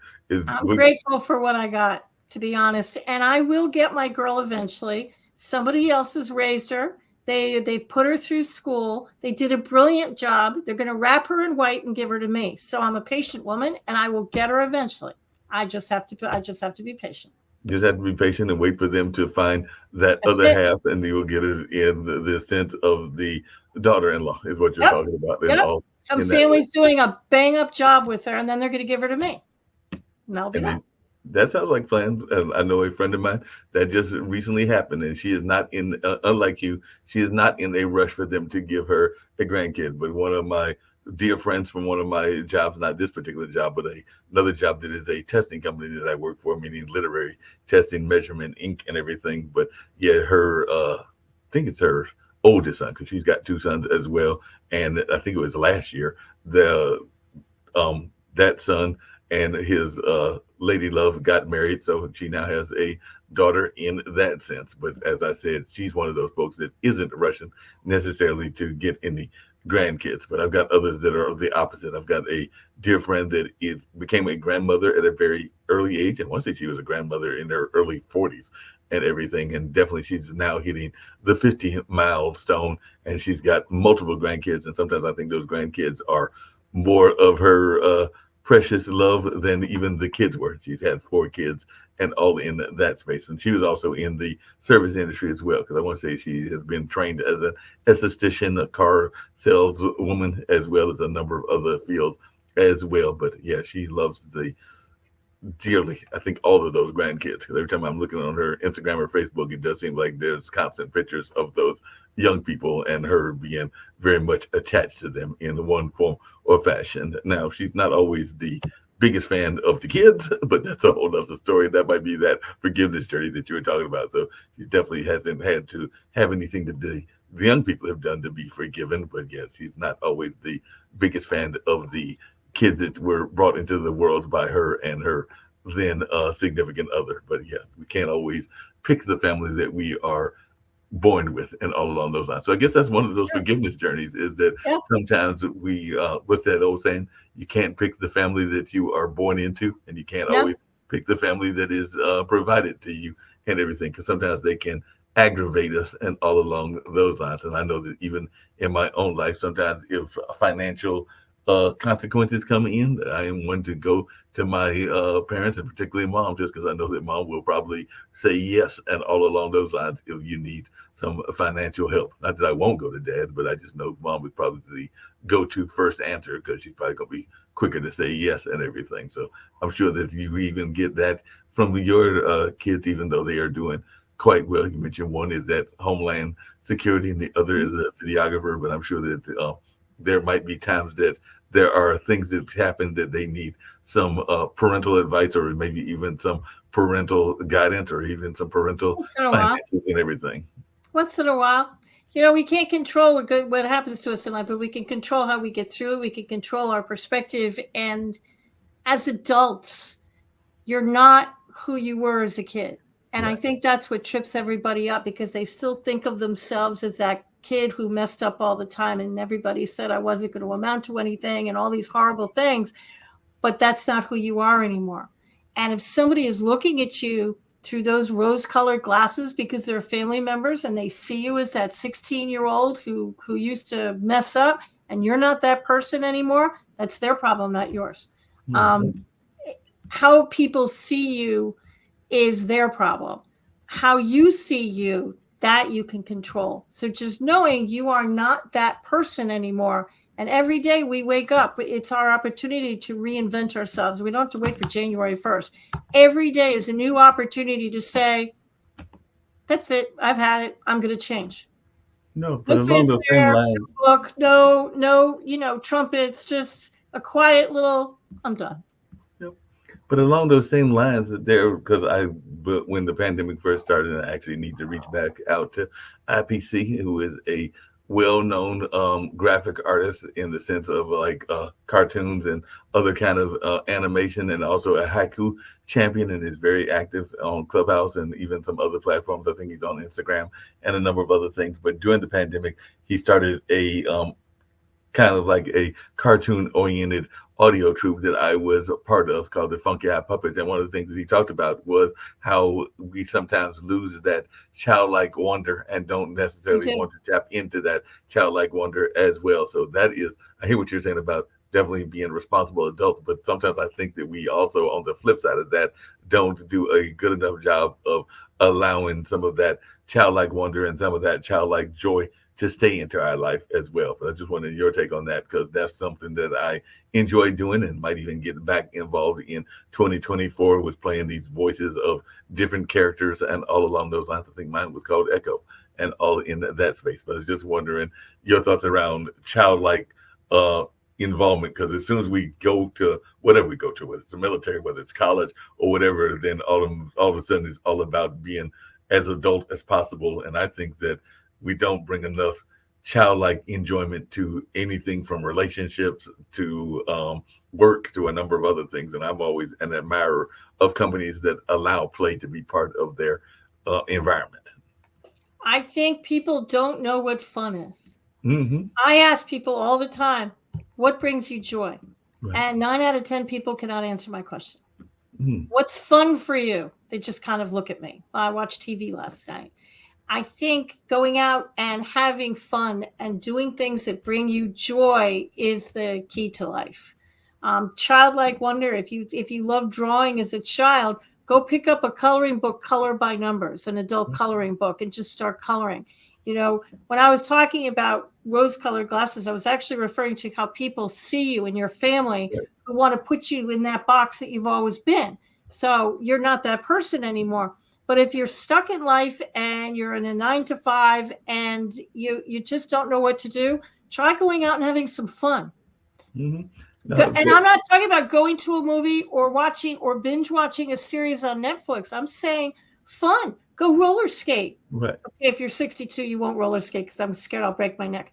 But, go out and do something fun. Go ride a horse. Go ride a bike. Do something. Go play hopscotch. Something. Mm-hmm. Go have some fun. Laugh with your friends. Crack jokes. That's the key to life. I mean, Ron and I used to go into chemotherapy, and we used to be, the younger viewers won't know who this is, but we used to be George and Gracie, who are a little comedy team. Right. And we used to just go in and make people laugh. Why? Because it's more fun than crying. No, I agree with you. And there's a show that we do regularly. Billy Graham does it, not the famous pastor or even members of his family and everything, but it is a motivational speaker out of Texas, African-American motivational speaker. And if you ever watch the show and see his commercial that opens the show, he is speaking at one of the African nations. I forget which one it is. It might be in Ghana or something like that. And one of the things that he brings up is, well, a couple of things. He brings up the notion of he doesn't want to take all of these great ideas with him to the graveyard. And I definitely understand that and agree with him on that and along those lines. But the other thing that he says is that how can that we are told to break out of the box, but how can we break out of the box when there is really no box to break out of, and all along those lines. So that is one of his lines, is that there is no makes box. a lot of sense. Everybody, you can't put me in a box because there is no box. That's exactly what he says, is you can't put me in a box. I read a meme on Facebook just yesterday, said, if you're one of those people who think the glass is half full, go buy a smaller glass and pour the water into that glass. There you go. Now the glass is full. I thought it was an interesting perspective. That's a very interesting perspective. If the glass is half full, go get a smaller glass, and then it'll be a full glass and everything. There you go. It's a matter of perspective. Think outside the box. Okay, well, I don't have a box, so there's no box for me to think outside of because I don't fit into anybody's box. Right. No, you definitely don't. Never did. Never did. And all along those, what advice would you give to folks, and we're getting ready to wind down shortly, that are thinking about writing a book? Because like you mentioned earlier, you have written about 12 of them and all along those lines. But what advice would you give for folks that are thinking about going into the notion of being an author and all along those lines? Because I've always been told that everybody has a book in them. Now, whether every book needs to be written, that's a whole nother question, and that's a whole nother story. But I have been told that everybody has a book within them and everything. But what advice would you give to folks that are thinking about writing a book? Just start writing. One of the mistakes that people make when they think about writing a book is they think, okay, I have to come up with the title. Then I have to write the chapter 1, chapter 2, chapter 3. And that's actually not true. I really did write one of my books in chemotherapy on my phone. And what I did is when I thought of something, I'd write it down. So I didn't know if that was chapter 1. I didn't know if it was chapter 10. So just get on your computer and just start writing. Mm-hmm. And just start writing. If you're writing a memoir about your life, you don't have to start with your childhood. Start with whatever floats into your head. Once, 3, 6 months, a year goes on, and you have enough files on your computer, okay, now you can put them in order. Now you can say, okay, well, this one should be here, and that one should be here, and that's when you can find a title for the book. So just start writing. Don't put yourself in a box and pigeonhole. Just start writing. Yeah, that makes a lot of sense.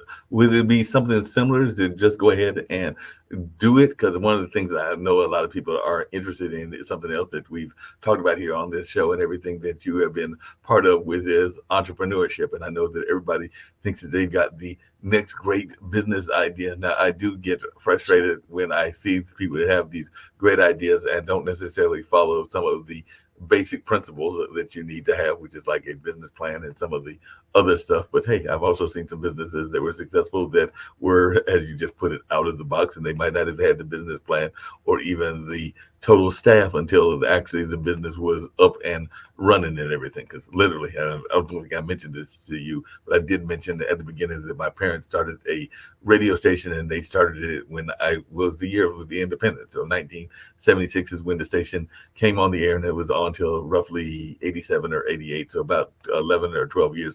And part of it was them being frustrated by the fact that they did not hear enough minority voices. They didn't hear enough rural voices. And they also had a love of certain music styles that they weren't hearing enough of, that being jazz and blues. So with no radio background whatsoever, mom was trained as a guidance counselor, and dad was trained in the military as an engineer, and I think in college in that field as well, but not a radio engineer, but like the more civil type of engineer, if I remember correctly. And like I said earlier, he was involved in civil rights struggle activities here in North Carolina and everything. So with no background, but seeing a need, they created it. And that's part of the reason that I like what Kim and Nick are doing here at Pod TV, because I think it's a similar narrative. Some 76 to 2006, some almost some close to 50 years later, with similar mindset and everything, even though it's closer to like 45 years later and everything, but still a similar mindset and all along those lines. So I was like, I can definitely relate to it and want to get involved, because it sounds like what the parents, who fortunately are still living, were doing when they created that station in 76. So definitely one thing I think you have to do is have a vision. But what advice would you give to entrepreneurs? Don't quit your day job until you can support yourself. Right.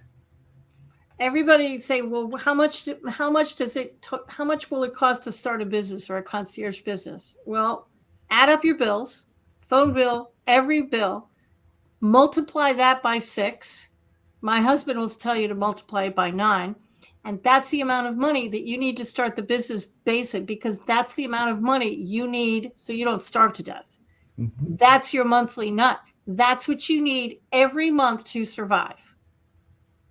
And if it means that you have to work part-time while you're getting the business, or you do the business at night and on weekends, you'll be the busiest person on the planet, but you're not going to starve to death, and you'll have a roof over your head. So I tell everybody to don't quit your day job. It might be $1 million business, 100%, but I don't want you to end up in a refrigerator box on the street either. I need you to do it right. You need insurance. You need a business plan. Sure, you need the business card. You need a website. Yes, you need a website.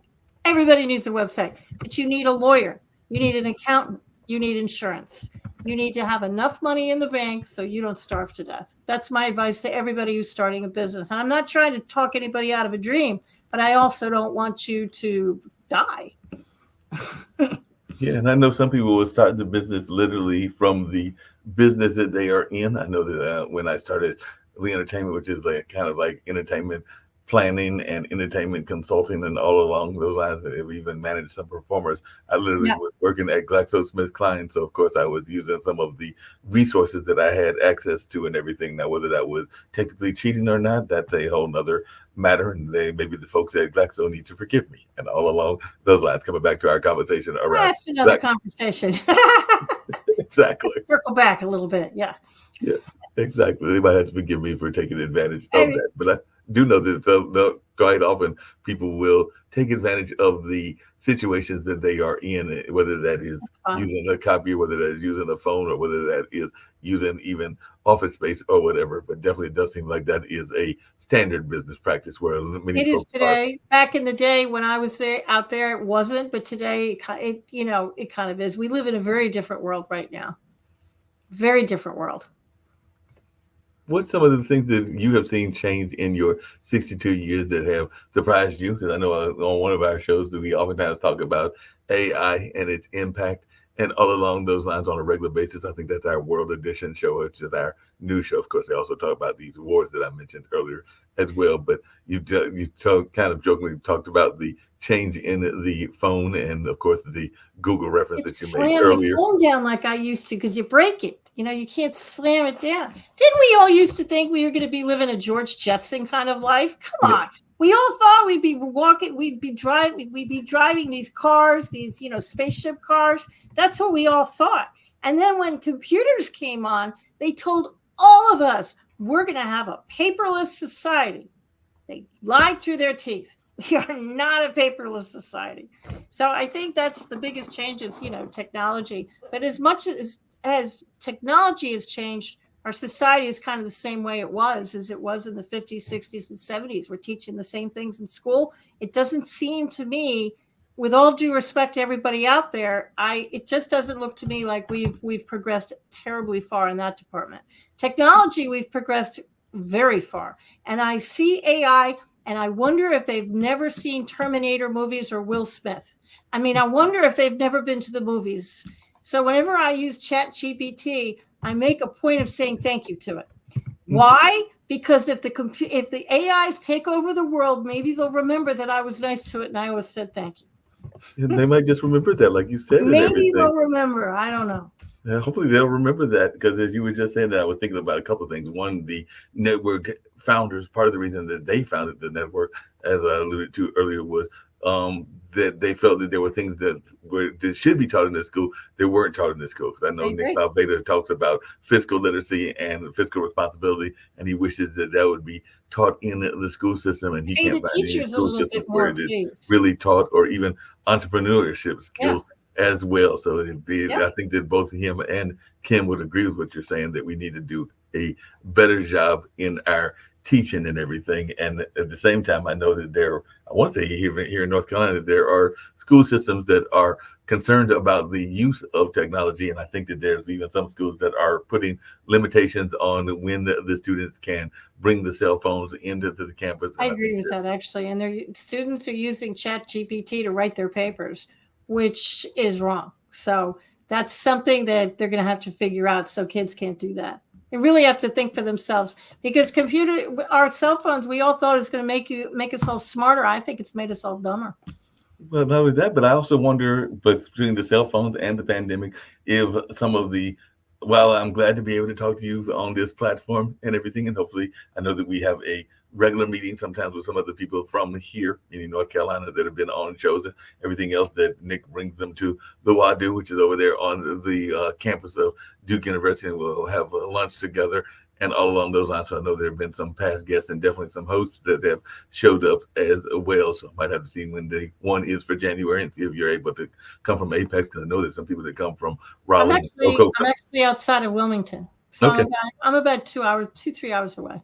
Yeah, but still, it might be possible and everything. I'll just do the invitation and all, because I know they try to do those meetings on a monthly basis. But one of the things that I get frustrated by is how some of the social skills aren't taught as much either and everything. Because as you were alluding to earlier, even with the concierge service work that you were doing, I do know that sometimes if you go into a restaurant that's just for a sit-down meal and you see 5 or 6 people that are having a conversation and they're all using their cell phones, and sometimes in the back of my head I'm going like, why are y'all here together if y'all aren't really here together? And all of those lines, because they're all on separate phones talking to separate individuals, and I'm going like, aren't y'all all in the same place? But I didn't quite get it, but I have seen that a couple of times. But I'm sure you've even seen that in Wilmington as well. Oh yeah.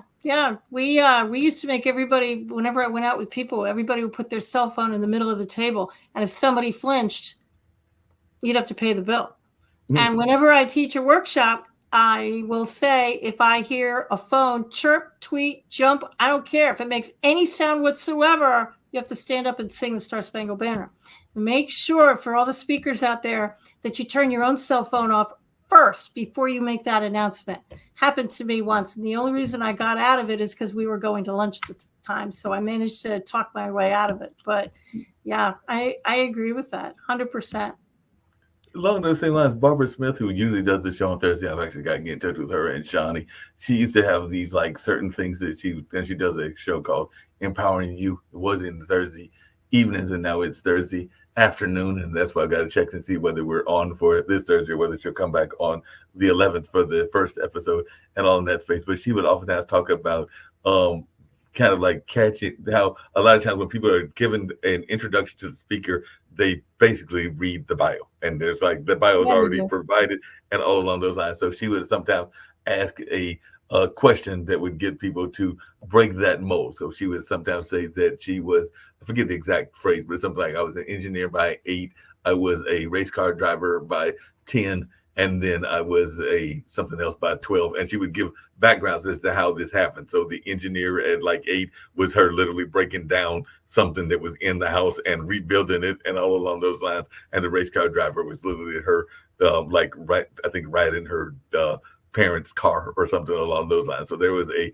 narrative that got the person who's doing the introduction to break out of that tried and true tradition of just reading the bio and everything. So I was wondering, how do you get people to introduce you in a way that is less stale than some of the introductions are at many speaking conferences? So like I said, that was one of Barbara's little tricks of the trade, but I was just wondering how you deal with it and how you try to get them to give something that is a little bit more vibrant. Sometimes I'll write it for them. Mm-hmm. Sometimes I'll just give them some verbal suggestions. Because I don't like to step on people's toes when they invite me to speak. They've got a certain format of doing things. But when I'm asked, I'll tell them, to they can say anything they want in my bio. But I'm a big fan of people can read. Mm-hmm. So I like to have it short and sweet because everybody can Google me. They can go to my website. They can read my bio. And I'm a fan of, you're not really here to hear my bio. You're you kind of want to hear what I have to say. And I feel that way about every speaker. So I try and keep them short and sweet. No, that makes a lot of sense. Just keep them short and sweet and all along those lines. As I said, getting to wrap it up, because I'm actually getting to get out of this building, get back to my apartment and house and all along those lines. But one of the things I get every guest to do is, if you can tell folks that have been listening to this conversation either now, and I have seen a few people that have popped in at least on the little eyeball, as well as other ways that I'm able to know and everything. And also I will air these interviews several times during the course of the week and the month, even after they are aired. So any words of positivity and hope, because as you've learned, that's part of what I am all about, is spreading positivity and hope to the globe in whatever ways I can. So any message of positivity and hope that you would like to share with our global audience, as well as ways that you can be reached and contacted, and any messages that you haven't got out, because I think we've covered quite a bit of what I know you're about, including entrepreneurship, business, and the concierge, and being a breast cancer survivor. But anything that you would like to share that we might not have tapped into, and any message of positivity and hope and ways that folks can reach out to you. And hopefully you'll come back even on our new show, because like I said before, we do the new show every Monday through Friday at 10 a.m. And I might even send you the link for tomorrow, all along those lines. And if you want to jump in, that becomes a little bit more of a food fight, because we do have people of different political views, whereas I like to just have open conversations and not be as much of the contrast kind of things that some people do. But it's still a good show and a fun show. But I still may send you the link, and if you have the time, pop in. And if the food fight becomes too much, you are perfectly welcome to pop out as well. If people want to purchase any of my books and you want to see what I've written, you could go to KatherineGiovanni.com. Katherine is spelled a little bit weird. It's KATHARINA, Giovanni.com. A list of my books and all the things I've written are right there. The newest one is this one, The Ultimate Path to Forgiveness. My biggest message to anybody is to be your authentic self. And I'm not being tried. I actually mean it. Everybody's trying to put us all in a box.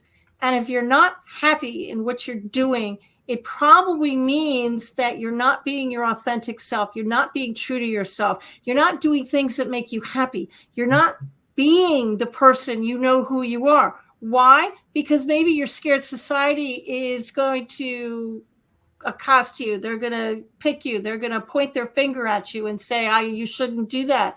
It's like the bullies in grammar school.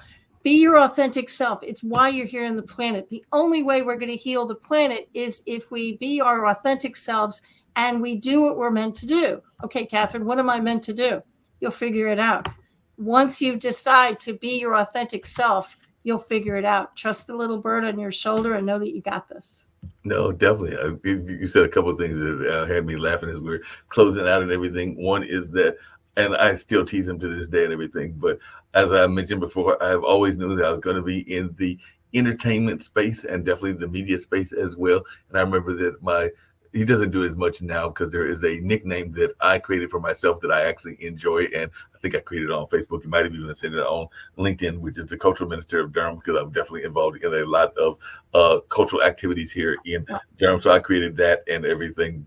And I think it was actually some friends of mine that came up with that term because they were like, every time we see you, you're at something cultural. So they were a little bit on the more left side of politics. So they were like, you must be the Cultural Minister of Durham. So I kind of stuck with that and kept that even on some of my social media outlets and all in that space. But my dad, when I was young and everything, he used to sarcastically call me a showbiz. So that would sound his way of being sarcastic and all along those lines. So I was going like, yeah, but sounds like a compliment to me. Exactly. And I took it as a compliment and I also took it as a kind of a part of the trademark and some of the things that I do as well. So at the time, he was being a little bit sarcastic in the way he phrased it because it was kind of done in a sarcastic tone and all, but I took it as a compliment and have used it as a compliment ever since that time and everything. So that's just something that I found that you can flip what somebody may intended to be one way into a more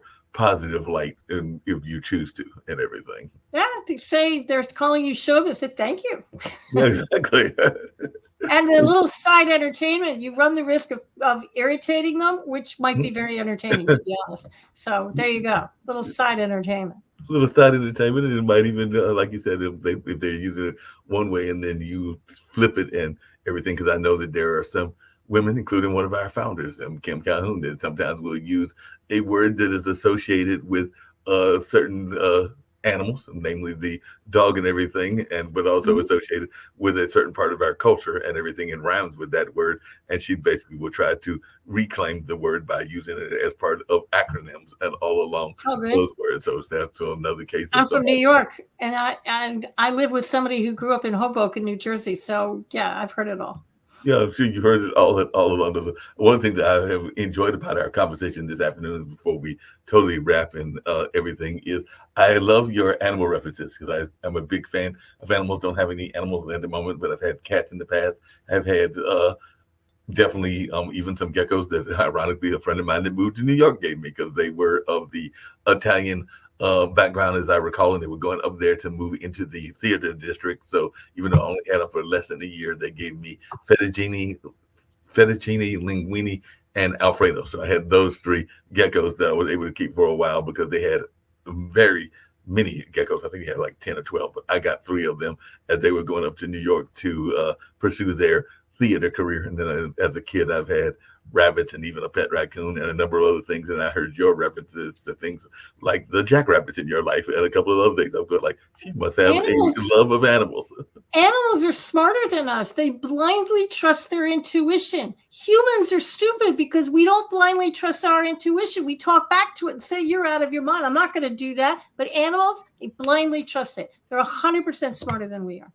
No, I agree with you. I think that animals are much smarter, and I think that sometimes they are also wondering why we do what we do. I had a friend of mine that got one of those, and she was a cat lover and still is a cat lover to this day. And she got one of those little light switches that you sit there and you try to get the cat to do tricks with and everything. And I think the cat might have done, as a kitten, the trick for like maybe less than an hour, and then the cat was like, no, I figured out the game. I'm not playing it anymore. So I have a cat. She looks at you, it's like, you want me to do what?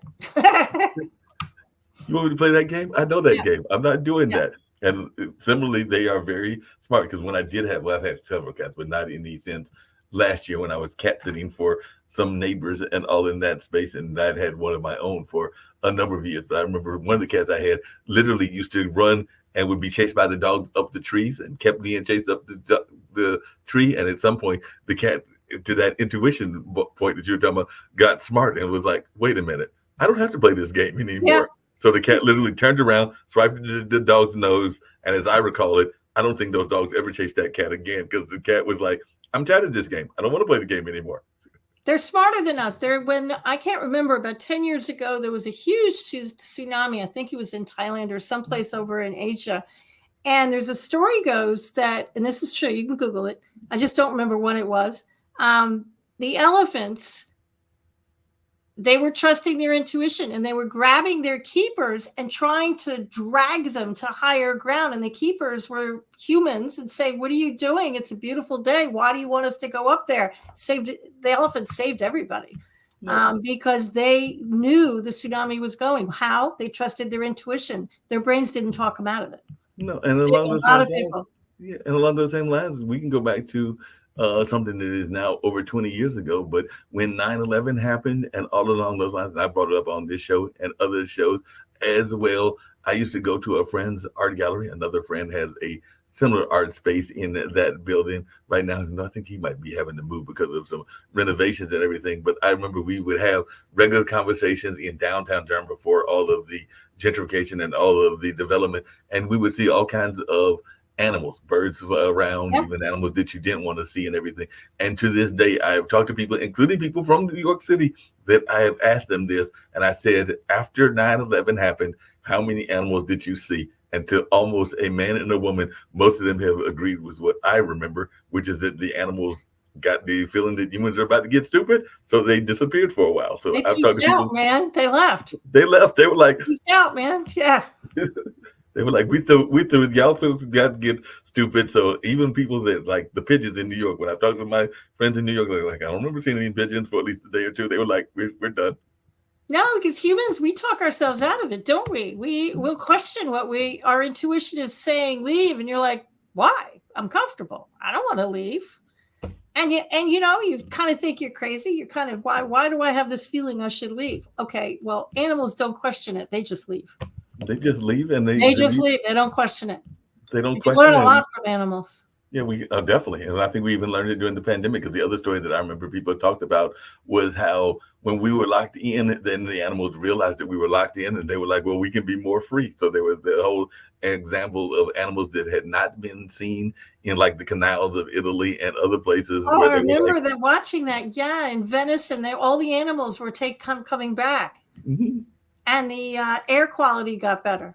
Yeah, everything got better because the animals were like, hey, the humans are locked in the house, so we can go enjoy our freedom and everything. Yeah. Well, like I said, I have thoroughly enjoyed this conversation. When about the times that they usually go, which is somewhere around an hour and a half to 2 hours. And I hope that you will come back, and I will send you that link for tomorrow. And if you get a chance, pop in. And some of the shows are multiple guests, and sometimes it's just one-on-one, as this has been. So hopefully you'll make a return trip either on tomorrow's news or on another online dinner party. But I'll keep sending you links, and whenever you are able to pop in, please do.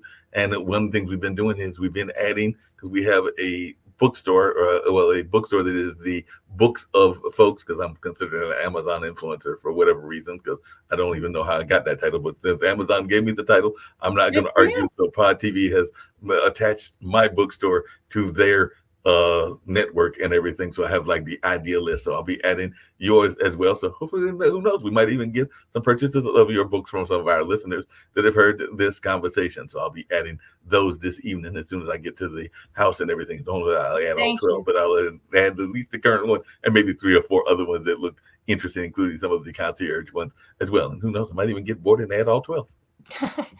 Thank you. I appreciate it. No problem at all.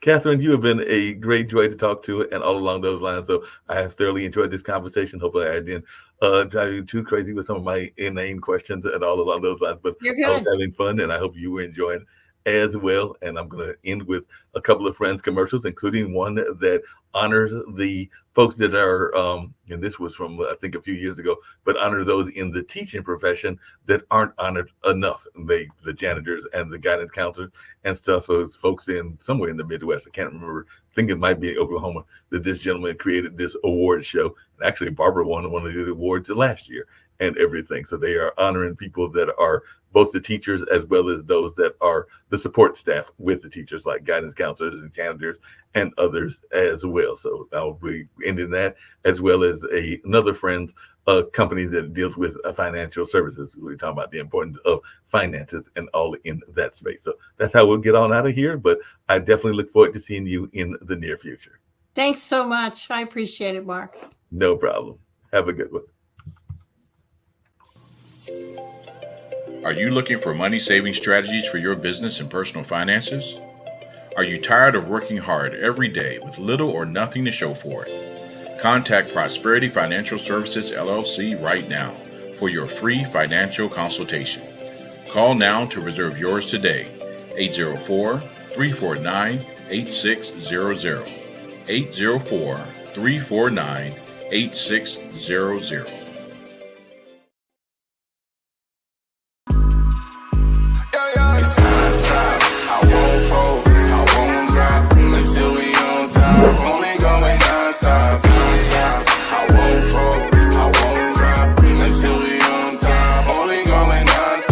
I want to thank everyone for coming to the 2020 TAF Awards.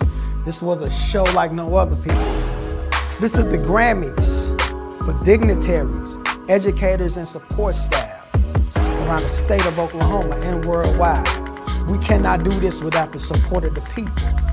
So we thank you, I thank you, for being such a dedicated supporter to this movement for the Teachers Appreciation Foundation. I thank you.